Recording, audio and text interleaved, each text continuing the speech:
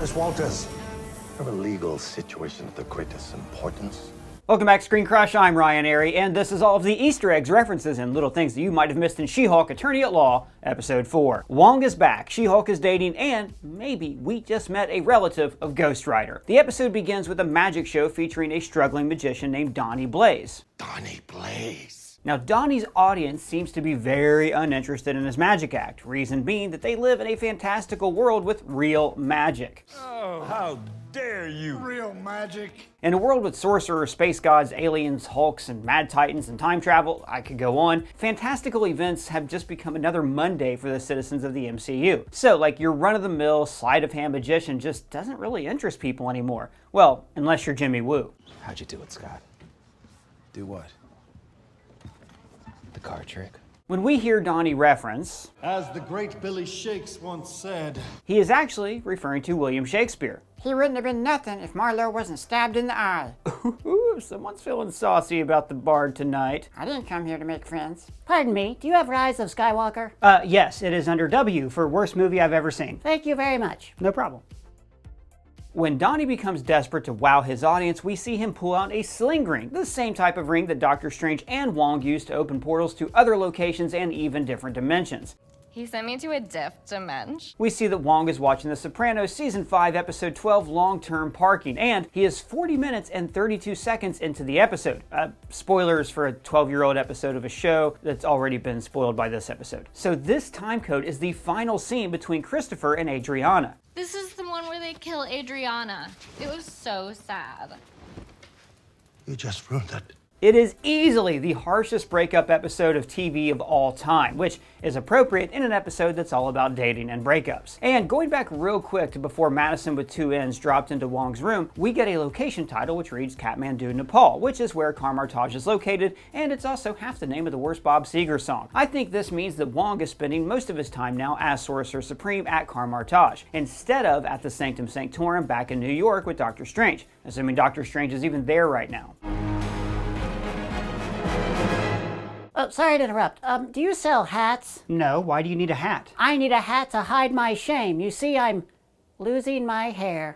Well, my friend, don't lose hope, because the best way to prevent hair loss is to start when you still have hair left. And that is why I use Keeps. They're the sponsor of this week's video. There's actually a history of hair loss in my family, so when my hair started to thin, I didn't waste any time. Treatments can take up to 4 to 6 months or more to see results, so it is important to act fast, and you have to start early and stick with it. So believe me, if your hair's starting to thin, don't put this off. Start using Keeps now. The sooner you start using Keeps, the more hair you will save. It's even proven to work on a puppet scalp. Let me show you. Thanks, Keeps. You're welcome. Keeps has more 5-star reviews than any of their competitors, and that is why hundreds of thousands of men trust Keeps for their hair loss prevention medication. So guys, if you're noticing that you're losing your hair, don't ignore it or hope it goes away. Do something about it now. For a limited time, go to keeps.com/ScreenCrush or click the link in the description to receive 50% off your first order. Now back to the Easter eggs. When we see Jen for the first time this episode, it's almost as if we've snuck up on her. You look happy. I guess you saw that Wong is back. God, everybody loves Wong. It's like giving the show Twitter armor for a week. Now that Twitter line is a reference to the relentless trolls who hate this show because they're scared of women. It's also funny that this was made months ago because the creators of the show knew they were going to be getting some hate. Now this is also a lot like the haters that we saw in the last episode who hate She-Hulk just cause she's a lady. But then they gave it to a woman? Jen's to-do list is filled with Easter eggs, such as finalize Blonsky's injunction, prepare guidance language for Blonsky inhibitor, and call Emil's parole officer. All of these are of course a reference to last week's episode where Jen successfully secured Emil Blonsky's release on the condition that he wear an inhibitor preventing him from turning into the Abomination. And is ordered to wear an inhibitor in perpetuity. Other tasks include order purple and green highlighters, purple and green being Hulk and She-Hulk's signature colors. Finish Runa paperwork with Pug. Now Runa is the shape-shifting light elf from last week's episode. The paperwork is likely referring to either Runa owning Dennis Bukowski monetary damages following the court ruling, or it could be referring to the post-credit scene that showed She-Hulk signing Megan Thee Stallion on as a new client. We theorized last week that Megan is probably suing Runa for impersonating her. Next we have buy and read read How to Make Friends and Influence People, as this is likely a reference to the book How to Win Friends and Influence People by Dale Carnegie. Also not to be confused with the Lenny Bruce autobiography, How to Talk Dirty and Influence People. Sign up for Big and Tall membership because she's in need of suits that she can wear to work as She-Hulk. You'll notice in this episode, before she goes to work, she's already wearing suits that are way oversized for her. Follow up with Blonsky's Soulmates.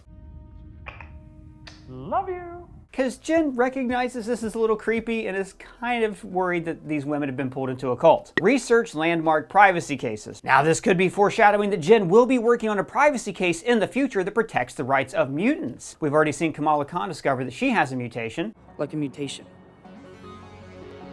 And with all these new mutants running around, you know the government's going to want to crack down and create a registry. Hence, the right to privacy case. Research precedents on likeness IP for Ms. Pete referring to Megan Pete, aka Megan Thee Stallion, confirming our theory that Megan will be suing Runa for impersonating her. Draft cease and desist order for Pete v. Runa, meaning Runa can no longer transform into Megan Thee Stallion. Find direct contact for Wong. File discovery request for Kraft v. Soul. Kraft could be a reference to the Marvel character Keith Kraft, aka The Ringer, or more likely a reference to David Anthony Kraft, the writer for the original She-Hulk series. And Soul could be a reference to Charles Soule, a comic book writer who's written the most recent She-Hulk run, which was brilliant. Compile depositions for Lee V. Byrne, a reference to comic book industry icon Stan Lee, who created She-Hulk, and John Byrne, who made the landmark She-Hulk series in the 80s where she first talks to the reader. Follow up on Jansen class action. This could be a reference to the Marvel Comics character Dr. Paul Jansen, a love interest for the mutant Dazzler, or more likely it's a reference to the She-Hulk artist Klaus Janson. I also liked a couple of fun gags in here, like that she has to set aside 2 hours to edit her to-do list, and that she and Nikki have their bathroom meetup time scheduled down to the minute. She also wants more of the new Cheetos that she tried in episode 1, and also way more chopsticks to help her eat them. Enter Wong in need of help taking down Donny Blaze. Of a legal situation of the greatest importance. Now, the name Donny Blaze sounds very similar to another Marvel showman, Johnny Blaze, aka the Ghost Rider.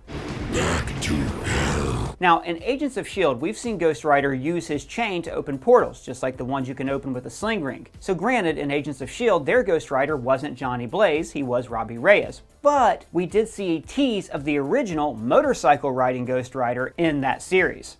It was the devil. Whatever was inside him, he passed it into me. But the concept of Ghost Rider being able to use his chain to open portals is very interesting. So I hope that we'll get to see the MCU's Ghost Rider be able to do the same thing. What do you mean? Ghost Rider was in Agents of S.H.I.E.L.D. Well, look, I say the MCU's Ghost Rider because Agents of S.H.I.E.L.D. was not made by Kevin Feige and Marvel Studios, and the show wasn't really part of the mainline MCU series. Think of it as a very similar parallel timeline that stemmed off from the MCU after the first Avengers film. Anyways, what if it's revealed that Donny Blaze is actually the brother of Johnny Blaze? Two brothers who were trained in the mystic arts. After all, Kevin Feige did mention Ghost Rider alongside Doctor Strange when discussing the mystical lane of the MCU. You talk about Ghost Rider, we've got Blade, we've got Doctor Strange, we've got the Supernatural. Now, many fans have theorized that this missing book from Doctor Strange was the Darkhold, the same book that we see Agatha Harkness in possession of in WandaVision. It then corrupted Wanda and Doctor Strange in the Multiverse of Madness. I know it's the Book of the Damned, and that it corrupts everything and everyone that it touches. The Darkhold also played a major role in the Ghost Rider storyline that took place in Agents of S.H.I.E.L.D. What happened? The Darkhold.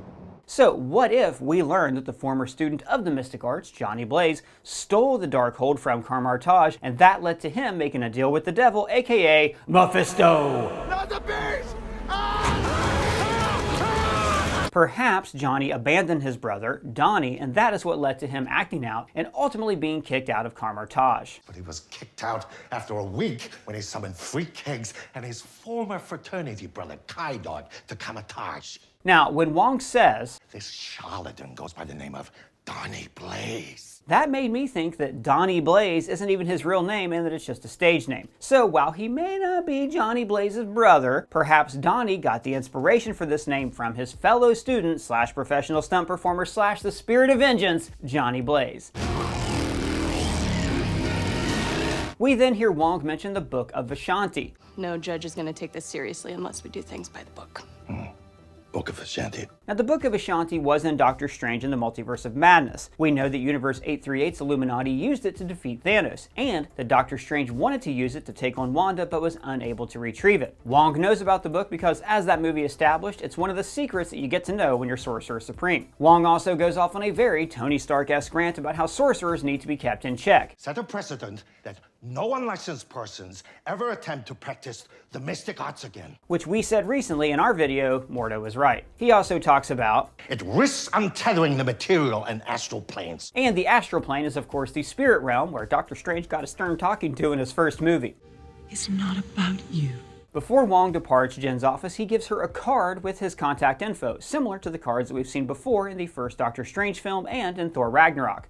Loki. Also, I was a little disappointed that Wong just brought the card out of his belt. In an episode all about magicians featuring magic tricks, you think he could have given us one of these.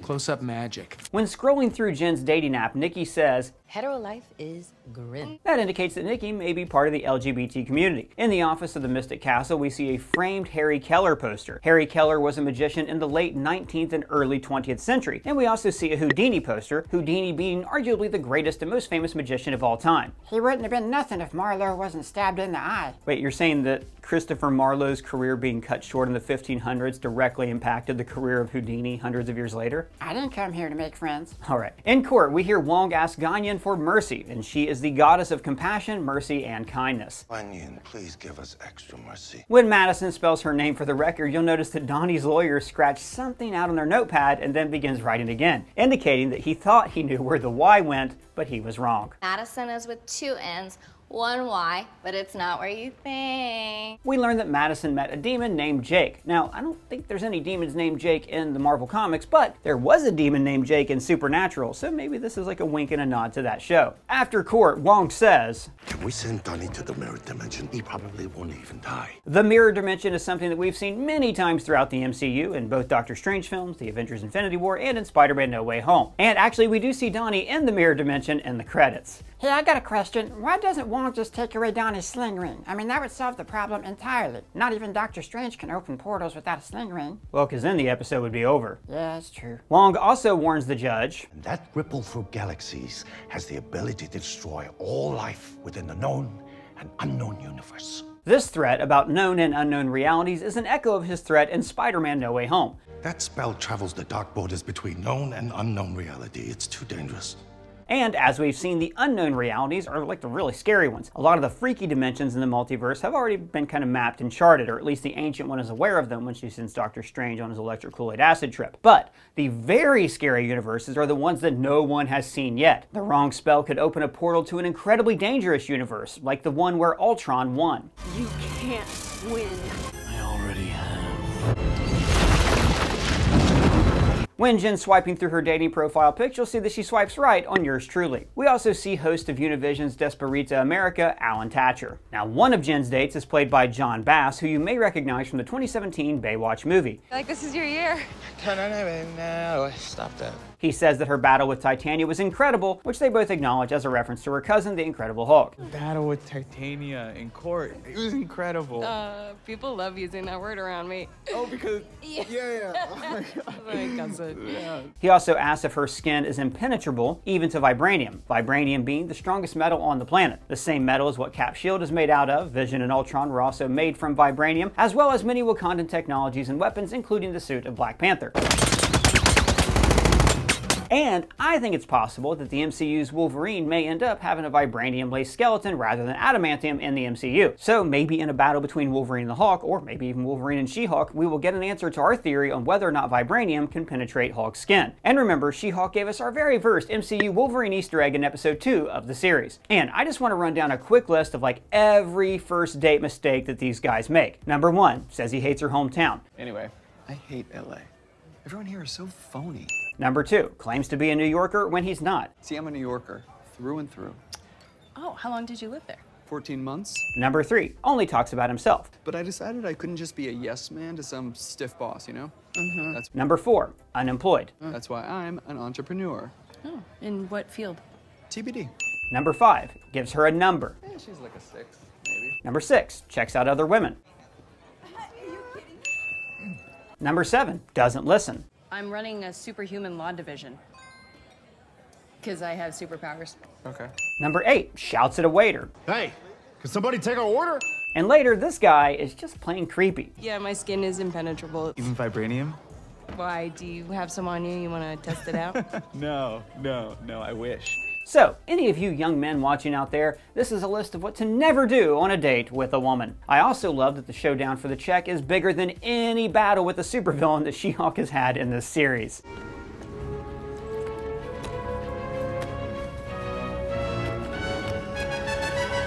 All right.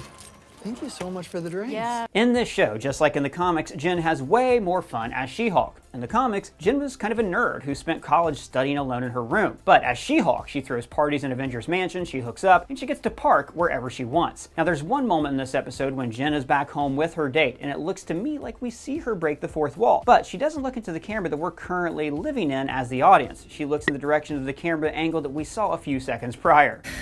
Smart. I think this was a technical error. When Wong is pulled away to deal with rampant demon spawn, he's watching the show This Is Us. That show is about, it's about us. You've never seen it? No, I never have seen it. You're a racist, Mom. You're a racist. When She-Hulk and Wong are fighting the gremlin-looking demons, we see Wong open a portal to a snowy location in the mountains. Now this looks just like the location he sent Cole Obsidian to in Avengers Infinity War. Like maybe he's got like a default place where he sends all of his magic garbage. When Jen returns to her apartment after fighting off the demons, we see that her date is reading Bad Feminist by Roxane Gay. The next morning, her too good to be true date reveals that he really is too good to be true. I made breakfast. Yeah, I'm gonna go. The next morning, we hear a news report that Titania has been cleared of all charges following her rampage in the first episode of She-Hulk. Overpowered influencer has been cleared of all charges relating to... Jen is then served with court papers that Titania is suing her for using her name. She's suing me over the name She-Hulk? But that's my name. This is significant because Titania is arguably She-Hulk's greatest opponent in the comics. So I'm glad that she'll be returning to this series, but in a way that more fits the tone of this series. And in the post-credit scene of this episode, or as Jen would call it, a fun tag, Kind of a bummer way to end this episode. I bet there's a fun tag. we see that Wong and Madison are hanging out again watching The Sopranos. And we hear mention of vodka and yak milk that Wong may have some left over from the wedding. Actually, we still have some left from the wedding. I'd love to try some yak milk. Now, I'm not sure what wedding Wong is talking about here. The only recent wedding that I can think of is Christine Palmer's in Multiverse of Madness, but Wong didn't attend that wedding. We do know that Wong was invited to Tony Stark's wedding. Wong, you're invited to my wedding. But I always just assumed that following the tragic events of Avengers Infinity War, Tony and Pepper likely just had like a small wedding, not some big celebration. Plus, like, yak milk from that wedding would be expired by now. But you know what? The thought of Tony and Wong getting drunk on vodka and yak milk does bring a smile to my face. So on a more depressing thought, maybe this wedding Wong's referring to was his own wedding. The Multiverse of Madness filmmakers revealed that there was a Wong romantic subplot when he was emotionally involved with this woman. Also, this whole conversation with Madison with two N's and a Y, but it's not where you think, is kind of silly because we know that sorcerers can create alcohol on a whim. What do you drink? Not tea. So that's all the Easter eggs that we found, but if you found any, let us know in the comments below, or you can @ me on Twitter. And if it's your first time here, be sure to subscribe, smash that bell for alerts. For ScreenCrush, I'm Ryan Airy.